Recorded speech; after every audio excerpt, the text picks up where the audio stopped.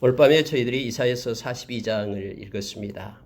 여러분, 이사야서 42장은 메시아 대신 예수 그리스도를 나타내는 장으로 우리가 잘 알고 있습니다. 특히 여러분 42장에서 이렇게 1절에서 이렇게 표현을 합니다. 내가 붙드는 나의 종 내 마음을 기쁘게 하는 자 곧 내가 택한 사람을 보라. 내가 나의 영을 그에게 주었은즉 그가 이방의 정의를 베풀리라. 그는 외치지 아니하며 목소리를 높이지 아니하며 그 소리를 거리에 들리게 하지 아니하며 상한 갈대를 꺾지 아니하며 꺼져가는 등불을 끄지 아니하고 진실로 정의를 시행할 것이며 라고 연결이 됩니다. 여러분, 이 문구를 놓고 많은 학자들이 말이 많습니다. 여기에서 하나님이 붙드는 종이 누구냐? 그래서 어떤 사람들은 이걸 고레스다. 또 어떤 사람들은 이것이 야곱을 나타낸다. 이런 식으로 말을 합니다만은, 그러나 여러분 말씀 속에 보면은 결정적으로 5절을 보십시오. 5절을 보면은, 하늘을 창조하여 펴시고 땅과 그 소산을 내시며 땅 위에 백성에게 호흡을 주시며 땅을 행하는 자에게 영을 주시는 하나님 여호와께서 이같이 말씀하시되, 이렇게 되면서요. 다음에 6절부터 나오는 말씀이 예수 그리스도에게 연관된 말씀임을 신약에서 증거를 해주고 있습니다. 이렇게 말하고 있어요. 나 여호와가 의로 너를 불렀은즉 내가 내 손을 잡아 너를 보호하며 너를 세워 백성의 언약과 이방의 빛이 되게 하리니 네가 눈먼 자들의 눈을 밝히며 갇힌 자들을 감옥에서 이끌어내며 흑암에 앉은 자를 감방에서 나오게 하리라. 이렇게 성경은 말하고 있습니다. 그래서 여러분 여기서 말하는 바로 나의 종, 또 여기서 모든 사람을 가난하고 힘들고 소외받은 사람을 이렇게 세우는 그 분을 얘기할 때 나타내는 것으로 연관이 되죠. 이것을 신약에 와서는 예수님이 직접 이 말씀을 인용을 하셨습니다. 세례 요한의 제자들이 와서 오실 이가 당신입니까? 라고 얘기할 때 예수님께서는 바로 이 말씀을 가지고 말합니다. 눈먼 자가 보게 되고 하면서 이러한 일들, 갇힌 자가 해방을 얻고 이러한 일을 하고 있는 것을 말하라라고 말합니다. 그래서 여러분 42장의 1절부터 8절에 나와 있는 이 모든 말씀에서 그 주의 종이라는 개념이 바로 예수 그리스도, 메시아 대신 예수 그리스도를 나타내고 있음을 보게 됩니다. 오늘날 우리는 그 종을 메시아 곧 예수 그리스도로 지금 인식하고 있습니다. 사실 예수님은 세례를 받을 때 그 위로부터 하나님의 목소리가 들리게 되죠. 이는 내 사랑하는 아들이요 내 기뻐하는 자라. 그리고 이 노래를 갖다가 우리가 종의 노래라고 얘기합니다만은 예수님께서 여러 번 이것을 언급했습니다. 예를 들어 마태복음 12장에서 누가복음 2장에서 이 말씀을 언급해서 예수 그리스도를 나타냅니다. 근데 여러분 그러면은 이 말씀 가운데요 예수 그리스도를 나타내는 중요한 얘기가 있습니다. 그게 뭐냐면요. 자, 3절에 보십시오. 상한 갈대를 꺾지 아니하며 꺼져가는 등불을 끄지 아니하고 진실로 정의를 시행할 것이며 라고 되어 있죠. 저도 어렸을 때 이 말을 많이 들었어요. 어떤 권사님이나 또 기도할 때 상한 갈대를 꺾지 아니하며 꺼져가는 이런 등불을 심지를 그때는 끄지 아니하고 이런 식으로 기도하는 것을 봤습니다. 긍휼이 많으시는 하나님, 가장 연약하고 나약한, 그래서 사람들이 무시하고 보잘것없다고 업신여기는 그까지도 우리 주님은 사랑하면서 긍휼을 베푸시고 그를 세우시는 우리 주님을 말합니다. 그리고 세상은 힘이 능력이 되고 힘이 정의가 되는데 우리 주님은 그렇지 않죠. 우리 주님은 진실로 정의를 시행하는, 그래서 어떤 형편에 있든 주님은 온유하고 겸손해서 주님께 오는 모든 사람을 주님은 영접하고 받아들이고 하나님의 자녀가 되게 하는 그러한 놀라우신 우리 주님의 마음을 이 말씀 가운데서 보게 합니다. 특히 여러분요 6절을 보니까 이렇게 됩니다. 나 여호와가 의로 너를 불렀은즉 내가 내 손을 잡아 너를 보호하며 너를 세워 백성의 언약과 이방의 빛이 되게 하리니 라고 되어 있습니다. 이방의 빛이 되게 하고 구원의 빛이 되신 분이 바로 예수 그리스도시죠. 우리가 잘 아는 요한복음 1장에서 이 빛이 참빛이 세상에 왔다. 근데 세상은 그 빛을 알지도 못했다라고 얘기합니다. 어둠의 세상은 빛을 알지도 못하고 빛을 대적했다라고 얘기하죠. 그 빛이 곧 예수 그리스도심을 우리에게 말합니다. 그래서 여러분 저와 여러분이 빛의 자녀인 거예요. 우리가 요한복음 8장 12절에서 우리가 예수님을 따르는 자는 예수님이 세상의 빛이기 때문에 예수님은 세상의 빛이다라고 스스로 말씀하시죠. 그래서 예수님을 따르는 자는 어둠에 거하지 않고 생명의 빛을 얻게 될 것이다 우리에게 가르쳐 줍니다. 이방의 빛이 되신 분이 바로 예수 그리스도십니다. 그래서 이방인 저와 여러분에게까지 생명의 빛을 비춰서 우리로 하여금 빛의 자녀가 되게 해서 우리로 자라는 에베소서 5장에서 그렇게 나오죠. 빛의 열매는 모든 착함과 의로움과 진실함이 있다라고 말합니다. 우리로 하여금 하나님이 기뻐하는 그러한 삶을 살아가게끔 빛의 자녀로 우리를 삼으신 것입니다. 예수 그리스도는 정직하시고 올곧고 또 빛으로 우리에게 임하시며 어둠의 세력이 아닙니다. 뿐만 아니라 가장 그러한 소외받고 힘든 사람의 친구가 되어주시고 그들을 세우셨던 예수 그리스도를 우리가 보게 됩니다. 여러분 8절에 한번 보시기 바랍니다. 8절에 보면은요. 나는 여호와이니 이는 내 이름이라 나는 내 영광을 다른 자에게 내 찬송을 우상에게 주지 아니하리라. 여러분 이건 분명합니다. 하나님은요 절대로 당신의 영광을 다른 것에 뺏기지 않습니다. 저와 여러분이 하나님의 영광이 되는 거예요. 하나님의 기업이 되는 거예요. 하나님의 기업을 다른 어떤 우상과 나누어 가지지 않고요.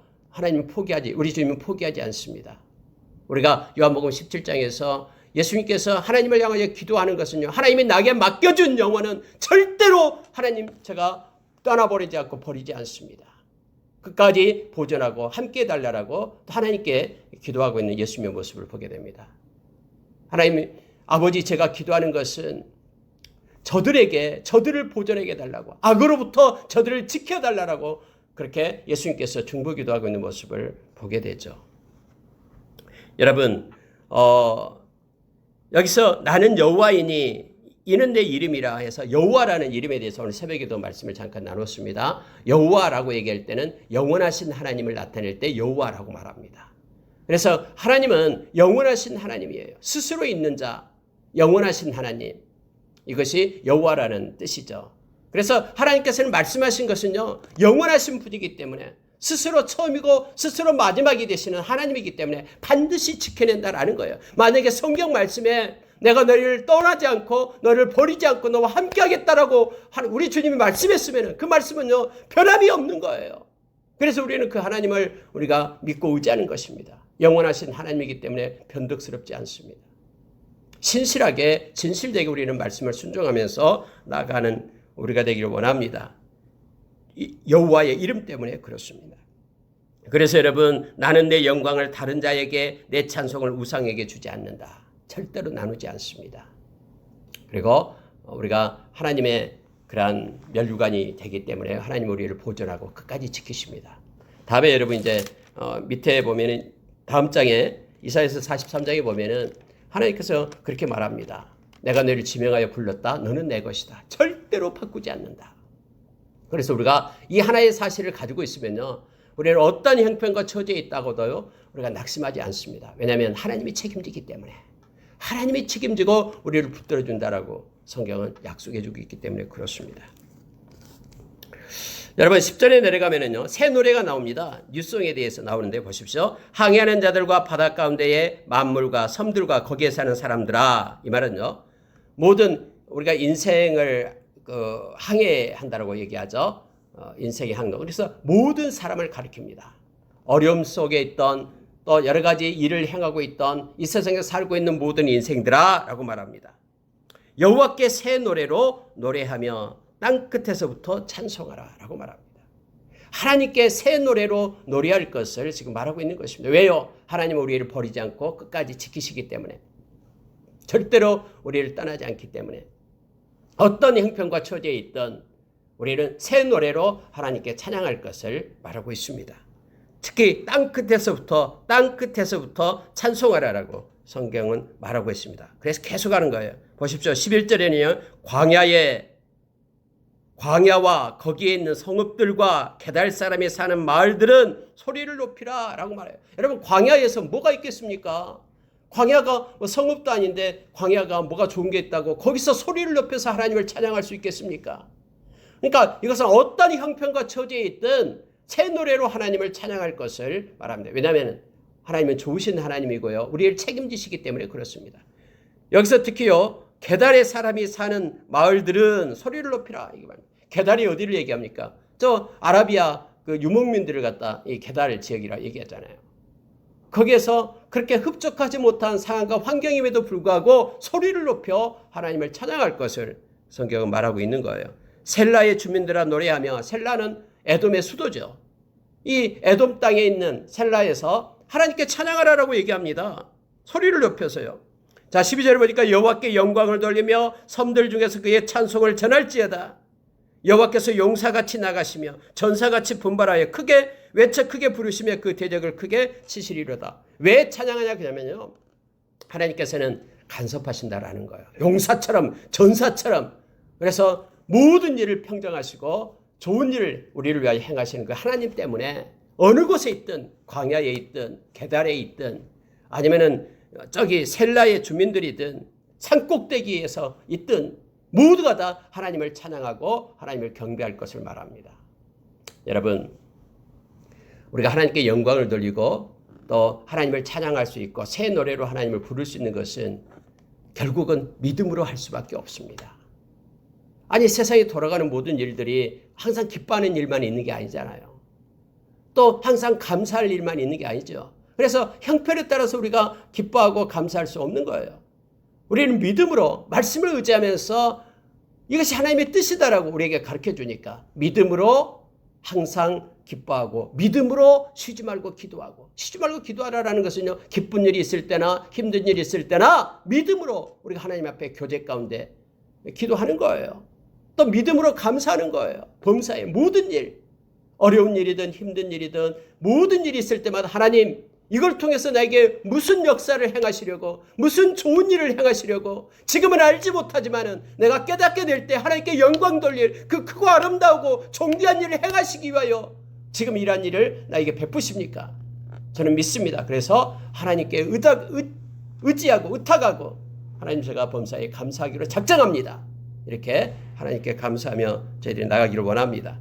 특히 10절부터 13절에서는요, 새 노래로 하나님을 찬양하라고 하면서 어제와 똑같이 기계적으로 이 매너리즘, 메커니즘에 빠져가지고 그렇게 형식적인 예배로 하나님께 나가는 것이 아니라 늘 마음의 새로운 마음으로 하나님을 부르고 감격하고 하나님께 영광 돌리는 그런 삶을 살 것을 성경은 요청해 주고 있습니다. 하나님은 용사십니다. 그리고 하나님이 전사십니다. 알지 못하는 엄청난 일을 하나님께서는 행하십니다. 우리가 그것만 믿고 의지한다면 말입니다. 여러분, 특히 14절에 보면은요, 우리가 좀 더 깊게 생각할 수 있는 그러한 말씀입니다. 우리가 이 말씀을 다시 한번 보십시오. 보세요. 내가 오랫동안 조용하며 잠잠하고 참았으나, 하나님이 그렇게 말씀하신 거예요. 내가 오랫동안 참았다, 잠잠했다, 조용하며 잠잠하고 참았으나 내가 해산하는 여인같이 부르짖으리니 숨이 차서 심히 헐떡일 것이다. 하나님이 지금 막 너무나 급하다라는 거예요. 해산하는 여인처럼 내가 이제는 막 부르짖기 시작했다라고 하나님은 말씀하십니다. 그러면서요, 15절 보여요. 15절 보십시오. 내가 산들과 언덕들을 황폐하게 하며 그 모든 초목들을 마르게 하며 강들이 섬이 되게 하며 못들을 마르게 할 것이며, 내가 맹인들을 그들이 알지 못하는 곳으로 길로 이끌고 그들이 알지 못하는 지름길로 인도하여 암흑이 그 앞에서 광명이 되게 하며 구분대가 곧게 할 것이라. 내가 이 일을 행하여 그들을 버리지 아니하리니. 여러분, 이게 무슨 얘기냐면요, 하나님께서는 이제 일하시기 시작하신다라는 거예요. 이제 해산할 때가 차가지고 이제는 하나님의 손이 움직일 때가 되었다라고 얘기합니다. 지금까지 조용하고 잠잠히 있었는데 하나님께서 바로잡겠다라는 거예요. 악한 자를 하나님께서는 책망하고 또 어그러지고 거센 것들을 바르게 하고, 그리고 힘들고 소외받고 연약한 억압받는 그들을 내가 회복시켜가지고 올곧게 하고 아름답게 하겠다라고 지금 말하고 있는 거예요. 사람들은 맹인들을 다 무시하고 버리지만은 나는 맹인들을 붙잡아서 옳은 길로 내가 인도하겠다라고 지금 하나님께서 말씀하고 있는 거예요. 알지 못하는 그들이 알지 못하는 지름길로 인도하겠다라고 말합니다. 여러분, 원래 맹인들은 길을 모르기 때문에 아는 길로만 이렇게 쫓아다니잖아요. 이렇게 두들기면서요. 그런데 하나님께서 그를 붙잡아가지고 지름길, 가장 빨리 갈 수 있는 길로 하나님께서 이끌겠다라고 말합니다. 흑암이, 맹인들은 앞을 못 보잖아요. 흑암이죠. 근데 흑암이 광명이 되게 하겠다. 구분대를 곧게 하겠다. 하나님의 손을 누길 때는 그러는 거예요. 그래서 악한 자를 심판하고, 그리고 선한 자, 하나님을 의지하는 자를 하나님께서 회복시키고 세우시겠다. 라고 지금 말하고 있습니다. 이때가 임박했다라고 말합니다. 지금 해산할 여인처럼 막 임박했다라고 하나님께서 말씀하시고 있는 것입니다. 내가 이 일을 행하여 그들을 버리지 아니하리니 조각한 우상을 의지하며 부어 만든 우상을 향하는 너희는 우리의 신이라 하는 자는 물리침을 받아서 크게 수치를 당하리라. 이건 여러분 성경에서 계속해서 반복되는 거예요. 하나님을 의지하지 않고 다른 걸 의지하는 사람은 반드시 부끄러움과 수치를 당하게 된다라고 성경 말합니다. 하나님이 가증스럽게 여기는 것을 그걸 만드는 자도 그것을 섬기는 자도 그걸 가지고 그렇게 숭배하는 모든 자 다 부끄러움과 수치를 당하게끔 하나님의 때에 하신다고 말합니다. 심지어 여러분 그래서 우리의 마음이 쪽마음을 가져서는 안 된다고 얘기하죠. 한쪽으로는 하나님을 섬기고 한쪽으로는 다른 것을 따라가는 그런 두 마음, 쪽마음 하나님이 너무 싫어한다라고 야고보서 선생님이 야고보서 1장에서 우리에게 가르쳐주죠. 무엇이든지 죽기 얻기를 생각조차도 하지 말라. 두 마음을 품어 정함이 없는 자로다라고 성경은 우리에게 말해주고 있습니다. 심지어 여러분 이제 18절부터 보면은 하나님의 마음을 이 말씀 속에서 우리가 보게 되는 거예요. 여러분 어떠냐면 보세요. 너희 못 듣는 자들아 들으라. 너희 맹인들아 밝히보라. 근데 맹인이 누구냐? 하나님이 이렇게 질문을 해요. 도대체 맹인이 누구냐? 맹인은 내 종이 아니냐? 이게 내 종이다라고 얘기할 때는 이스라엘을 얘기합니다. 하나님의 백성을 얘기하는 거예요. 하나님의 백성들이 다 맹인이다라는 거예요. 아니 그들이 눈을 떠서 하나님의 그런 손을 보아야 되는데 하나님이 계획하고 하나님이 일하시고 하나님의 그 전능하시고 전지하신 그 하나님을 보아야 되는데 그걸 못 봐요. 그래서 주어진 상황 속에서만 늘 불안해하고 힘들어하고 맹인이다라고 말하는 거예요. 내 종들이 맹인이다. 그러면서 이렇게 말합니다. 누가 내가 보내는 내 사자같이 못 듣는 자겠느냐? 누가 벙어리냐? 기버거리냐라고 얘기하는 거예요. 내 사자들, 내가 보낸 그들, 나의 백성들, 그들이 나의 말을 듣지 않는다라는 거예요. 누가 내게 충성된 자 같이 맹인이겠느냐? 하나님께 충성하는 자가 누굽니까? 제사장들 얘기하죠. 하나님께 예배드리고 제사 지내고 이런 이들 충성된 자들. 근데 그들이 맹인이다라는 거예요. 하나님이 무엇을 원하는지도 모르고 하나님이 어디에 서서 일하는지도 모르고 보지 못한다라는 거예요. 하나님의 그 마음, 답답한 마음을 지금 하나님께서 이렇게 지금 쓰고 있는 것입니다. 누가 여호와의 종같이 맹인이겠느냐? 여호와의 종, 하나님의 일을 한다는 그 사람들 다 맹인이다라고 지금 말하고 있는 것이에요. 왜냐면요, 자 20절에서 이렇게 말합니다. 네가 많은 것을 볼지라도 유의하지 아니하며, 그래서 맹인이다라는 거예요. 막 이것저것 많은 것을 다 봐요. 막 지식이 있다고 많은 것을 다 봐요. 그러나 유의하지 않는다라는 거예요.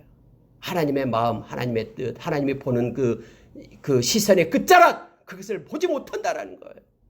유의하지 않는다라는 거예요. 다 자기중심적으로만 자기를 위하여 하나님을 섬기지, 하나님의 눈물이 어디 있는지, 하나님이 무엇을 원하는지 다 보지 못하는 맹인들이다라고 지금 말하고 있는 거예요. 귀가 열려 있을지라도 듣지 아니하는도다. 여러분 사실 그래요. 이 귀가 열려 있어도요, 내 마음이 중심이 딱 고정되지 않으면 안 들려요. 아무리 광야에서 그렇게 외치는 자의 소리가 있어도요, 그 소리 못 들어요. 안 듣습니다. 왜냐하면 귀가 열려 있어도 성경에는 듣지 않는다라고 말합니다. 우리가 디모데후서 4장 2절 3절에서요, 마지막 때에 이 바른 교훈을 따르지 않고 다 다른 교훈을 들으면서 따라간다고 얘기해요. 자기의 귀를 시원하게 해줄 그 소리를 따라가요. 세상이 점점.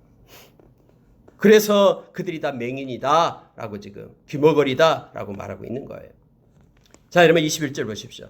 여호와께서 그의 의로 말미암아 기쁨으로 교훈을 크게 하며 존귀하게 하려 하셨으나 이 백성이 도둑맞으며 탈취를 당하며 다 굴 속에 잡히며 옥에 갇히도다. 노략을 당하되 구할 자가 없고 탈취를 당하되 되돌려주라 말할 자도 없도다.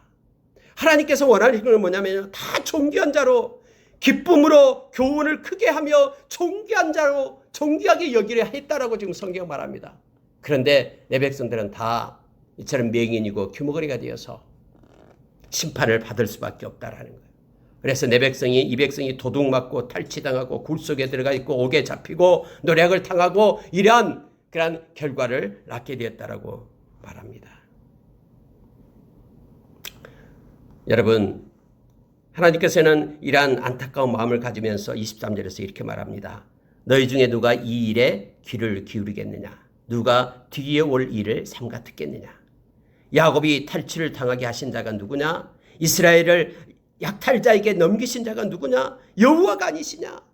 너희들이 맹인이었고 귀머거리여서 나의 말을 듣지 않고 내가 행하는 것을 보지 않고 내가 가증스럽게 여기는 것을 따라 행했기 때문에 하나님께서 너희들로 하여금 그렇게 악한 자가 와서 노력하게끔 했고 탈취를 당하게 했고 이스라엘을 약탈하게 했다라는 거예요. 그렇게 넘겨주게끔 내가 그렇게 했다. 왜냐하면 깨닫고 나에게로 돌아오게 하기 위해서 이 일을 내가 했다. 여호와가 아니시냐?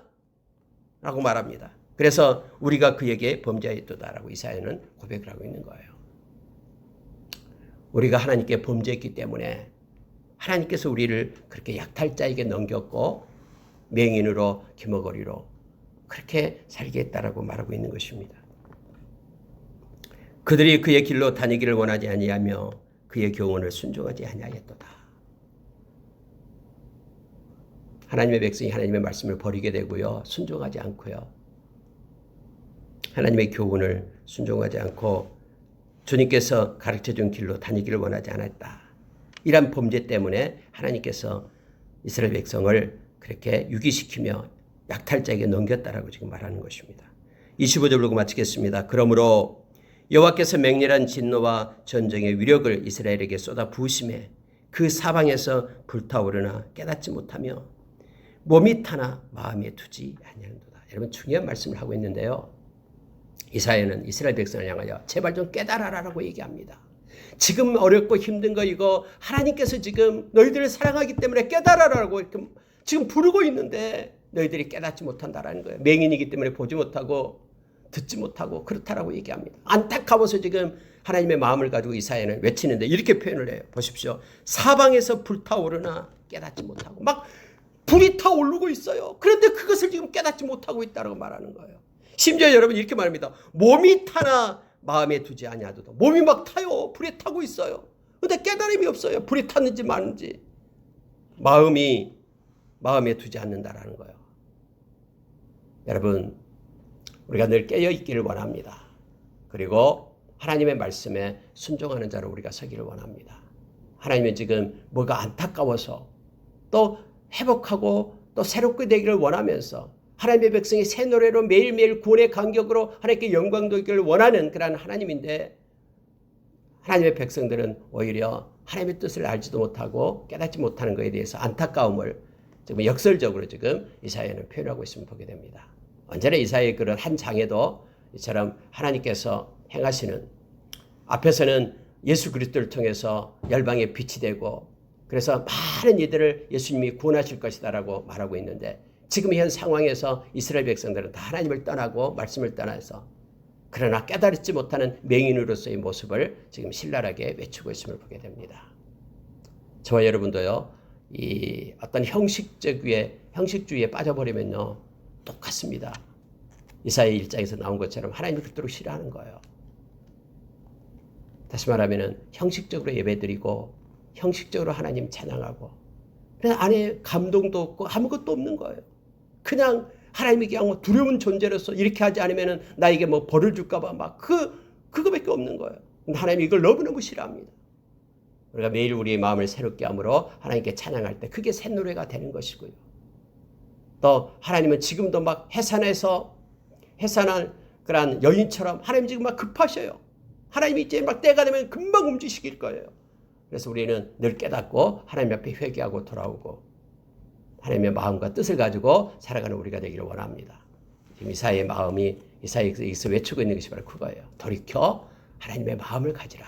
이렇게 깨닫고 하나님을 보라. 눈을 또 보라. 주님의 말씀을 들으라라고 우리에게 말하고 있습니다. 이렇게 기도하겠습니다.